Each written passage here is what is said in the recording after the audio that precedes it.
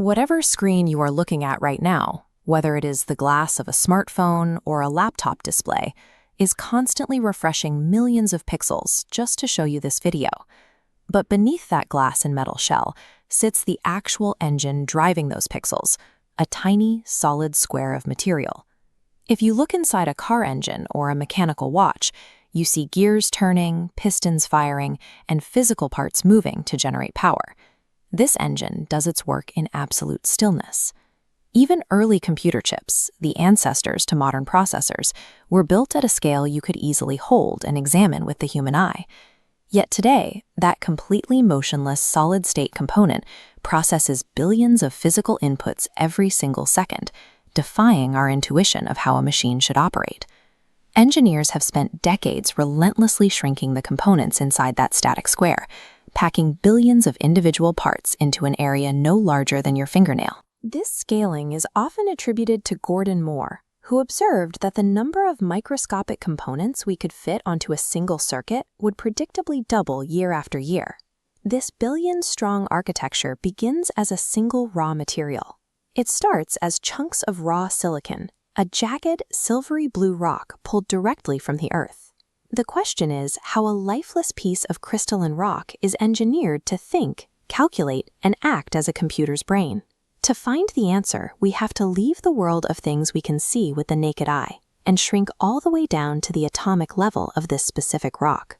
All computation begins with electricity, which is simply the physical movement of tiny, invisible particles called electrons. In a standard conductor, like a copper wire, electrons travel freely. It acts like an open, multi-lane highway where the traffic of energy speeds forward without interruption. An insulator, like rubber or glass, does the exact opposite. It creates an impenetrable wall, stopping that traffic entirely.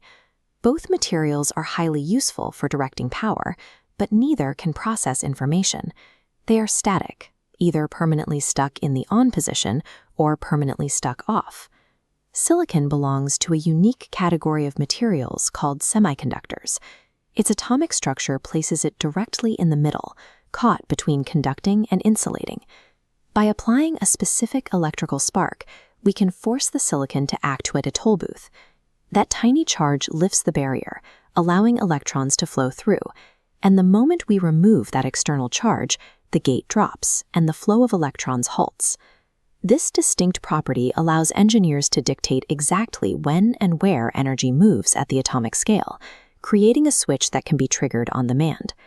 When engineers manufacture this precise mechanism, they call it a MOSFET transistor. You can think of it as a microscopic water tap. There is a source holding the pressure and a central gate holding it back. Sending voltage to that central gate turns the tap, releasing a rush of electrical current down the line. To the computer, that open, flowing state is registered as a very specific piece of data, a binary 1. Cut the voltage, the tap shuts, the flow dies, and the computer registers a binary 0. Every line of text, every pixel in a photograph, every command in a video game is entirely composed of these microscopic valves, physically snapping open and shut. A single transistor by itself is just a simple switch. But when you wire multiple transistors together in specific patterns, they form logic gates, structures that can evaluate inputs and perform mathematical equations. Engineers map out billions of these gates onto a single plane, building microscopic cities where data moves through carefully planned districts of logic and memory. Before they are sliced apart and placed into your phone, these vast grids of logic are etched together onto highly polished circular silicon wafers.